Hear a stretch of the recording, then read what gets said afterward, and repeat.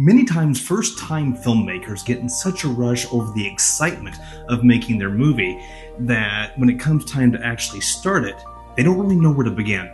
Stick around.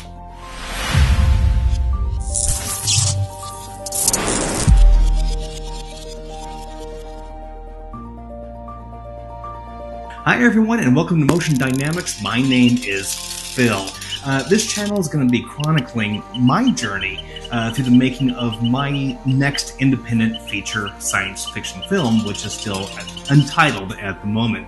Now, while this isn't necessarily going to be a tutorial per se, there will be aspects to it that may help some of you out in your journey of making your feature film. Okay, so let's get into it. The last time I created a feature-length film was in 2014 with my animated feature called Max Adventure, which, by the way, I'm still working on. I thought an animated feature would be easier to work on because there weren't really any actors, there weren't really any sets. I was able to build everything in a virtual world. However, my production came to a halt due to computer limitations of rendering. Other than that, it was pretty easy and it was a lot of fun. Since then, I've been wanting to make something else, but I didn't really know what to do as there was no inspiration that hit me. It wasn't until I came into ownership of a Canon C300 cinema camera. Now, this camera has been used for award-winning documentaries and highly acclaimed independent features, and I'm lucky enough to now be in ownership of one, so I couldn't just set this piece of equipment aside and just do things with it from time to time. I actually wanted to put it in good use, and I knew that I had to do something with this amazing piece of technology. And then it came to me, what if I did a science fiction that only had one character, one location, and no CG? Easy enough to do in concept, but it does come with its own set of obstacles to get over. Now, first I have to admit that this type of production is going to offer just a ton of limitations, as normally in a story you have multiple characters that are creating that conflict within the movie. This isn't going to have that. However, there are two movies that did this very well, and I studied both of these movies as a way to move forward with my project. Now, before I get into any of that, if you are interested in writing, or if you already write and you just want to know how to make your screenplay just a little bit better, I would highly recommend a book called How to Make a Good Script Great by Linda Seeger. I have used this book for years. Now, I'm not getting paid to plug this book. It is a book that I use. I love this book. I thoroughly enjoy it. I learn from it. There is a link to this book below on Amazon if you want to get it. FYI, it is an affiliate link, so if you do purchase the book, I do get a kickback from that, but no worries either way. Okay, so here we go. So the movies that I studied for this was Castaway with Tom Hanks and All Is Lost with Robert Redford. Both of these movies really just have one character and one location. Now, some of you are going to say that no, Tom Hanks was not the only actor in Castaway, and you would be right. During the first act of the movie, there were other characters involved, and those characters were there to help set up the world and identify the character that Tom Hanks was playing. So here's how the first act goes. The first act, which is usually approximately 30 pages, establishes your character and establishes their world. It's during this time that you want to build that relationship with that character, with your audience. You want your audience to really start understanding and liking your protagonist. At the end of the first act, we're going to have a turning point, which is usually a force that is larger than your main character. It's an issue, it's a problem, it's an event that they have to deal with, and normally it's bigger than them, and it forces the story into a different direction. For Tom Hanks, it was bad weather that led to a plane crash. For All Is Lost, it was an accident that left a hole in the hull of his boat. Those actions send them into the second act, which we'll discuss later on in a separate video. For now, let me show you how I use these movies to create concepts and beats, which are main actions within a scene, that I would eventually turn into a script. I wrote these beats down on a Word document so that I could use it as a template for my script writing later on.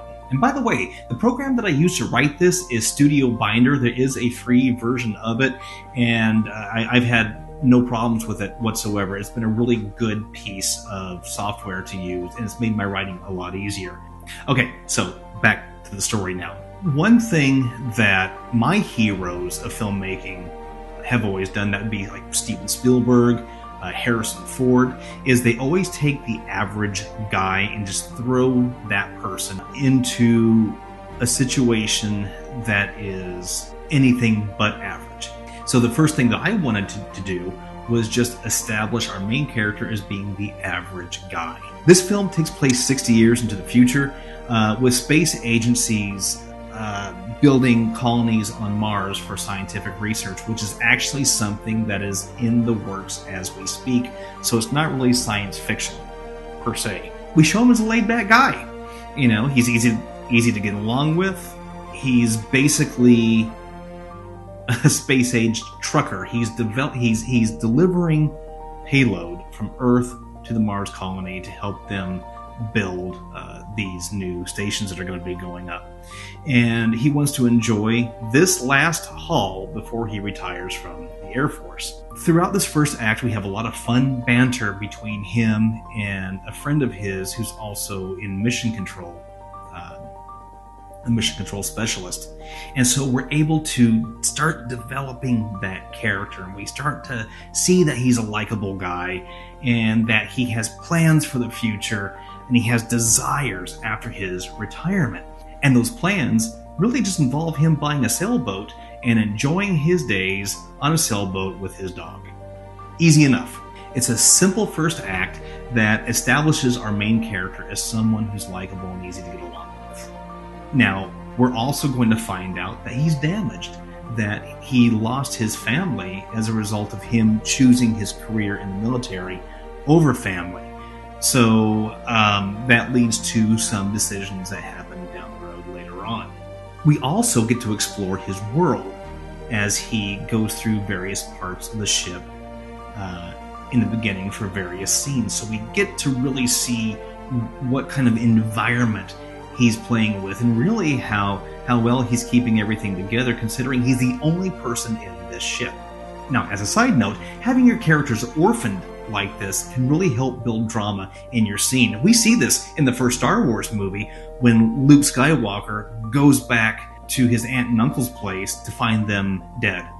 And we also see this in Back to the Future when Marty McFly gets stuck in 1955. He's orphaned there. So this type of situation, putting your protagonist in this type of situation, is really a good way to build that drama for that character and help them develop an arc later on. Now, the first 16 pages of my script establish an easygoing scenario.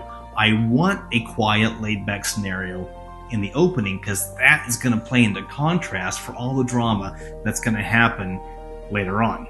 Now, after this first act, or towards the end of this first act, we have to shake up our character's world. I do this by actually introducing an element that really takes place in space, and it's solar flares that create solar winds that get projected towards his vessel. This is the first event that takes place to set up the second event, which will end up being the major turning point for the first act into the second act. Through this event, he's going to get knocked off course, he's going to get hurt, but through his communication with Elliot, who's the mission control specialist, he finds out it's not so bad, he can get back on course, he just lost a few days. The second event that takes place is going to be a lot more violent, which will leave his ship crippled, his communications gone, and the actual ship slowly imploding throughout the second act, leaving him in a situation of, oh my god, what do I do? So to recap, the first act is approximately 30 pages, and each page represents roughly 1 minute of screen time. Pages 1 through 15, or approximately there, you want to establish your protagonist and your world, and you want to start developing that relationship. Around pages 15 to 20, you want to establish that leading event that will create the turning point that will happen in pages 25 to 30. It's at this point that you want to raise the central question of what's going on, what's happening, how is your hero going to get out of this? That is what's going to leave your audience in suspense. That's all I've got for today. If you like this type of content, guys, please like and subscribe. Leave your comments down into the comment section below. And I'll just see you next time when we continue on with the story. All right, guys, take care. Bye-bye.